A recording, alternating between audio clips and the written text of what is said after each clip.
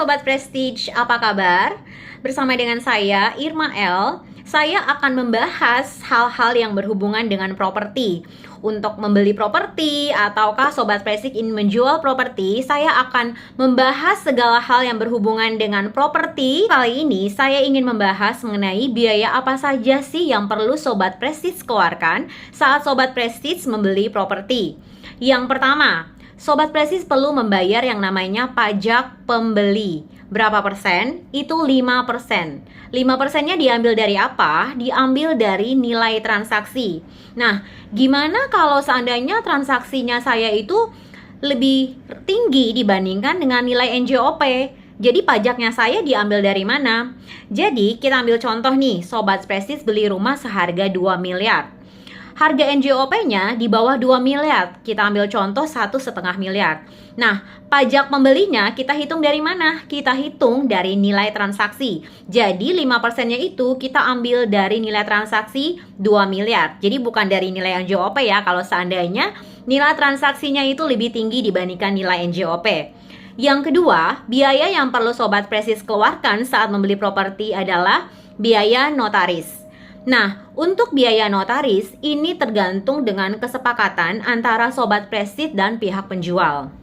Jadi Sobat Prestige itu perlu pasti ini saat Sobat Prestige deal dengan harga properti tersebut, saat Sobat Prestige bertemu dengan pihak penjual, biasanya kan kalau deal membeli properti, biasanya Sobat Prestige perlu bertemu dengan pihak penjual juga ya untuk membayar uang tanda jadi kepada mereka, dan Sobat Prestige juga perlu membahas beberapa hal. Nah, salah satu hal yang perlu Sobat Prestige pastikan untuk tanyakan kepada pihak penjual adalah mengenai biaya notaris.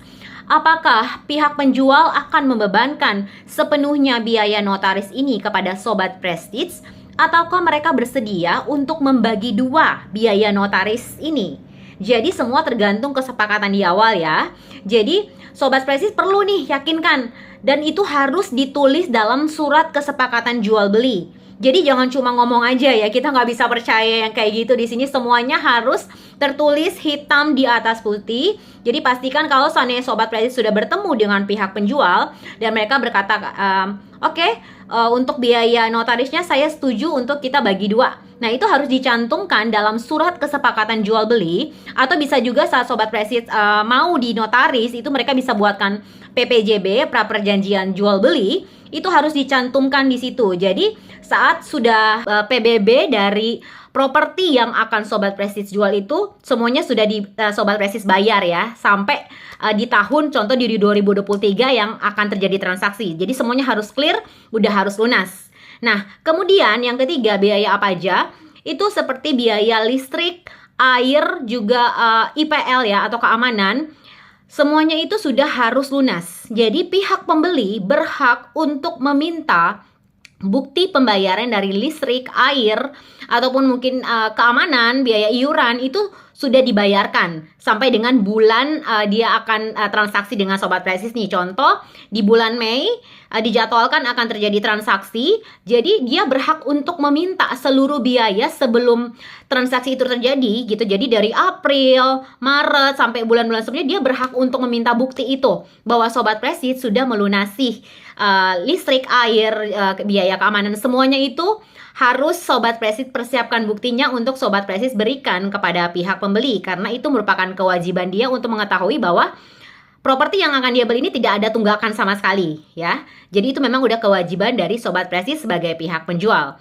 Kemudian yang terakhir itu biaya notaris. Nah, kalau biaya notaris itu fleksibel ya. Jadi bisa saja Sobat Prestige saat menjual properti ini, saat bertemu dengan pihak pembeli, Sobat Prestige bisa saja minta mereka untuk membayar full biaya notaris ini ya. Jadi Sobat Prestige tidak mau menanggung nih, contoh menjual properti, Sobat Prestige bilang saya jual properti tapi saya nggak mau bayar notarisnya, saya mau kamu sebagai pihak pembeli nih yang membayar full notarisnya. Itu juga bisa. Atau bisa juga kalau ketika bertemu dengan pembeli dia bilang saya nggak mau nih kalau biaya notarisnya saya yang tanggung semua, saya mau dari pihak Sobat Prestige juga sebagai penjual untuk membayar. Jadi bagi dua lah istilahnya biaya notaris, itu bisa juga. Nah, ini kembali lagi ke kesepakatan antara Sobat Prestige sebagai pihak penjual dengan pembeli ya. Jadi itu harus dibahas, dan kembali lagi seperti video saya sebelumnya, itu semuanya harus tercantum di surat kesepakatan jual beli atau di PPJB di notaris. Jadi itu saja dulu yang bisa saya bahas kali ini mengenai biaya-biaya apa saja sih yang wajib untuk Sobat Presis keluarkan sebagai pihak penjual saat mau menjual properti. Sobat Presis bisa komen di kolom komentar di bawah ini, kira-kira apa saja sih yang Sobat Presis ingin tahu mengenai properti, atau kira-kira kalau saya mau jual properti atau saya ingin beli properti, apa aja sih kira-kira nih yang perlu saya perhatiin nih biar saya bisa dapat properti yang bagus. Sobat Presis bisa komen di bawah.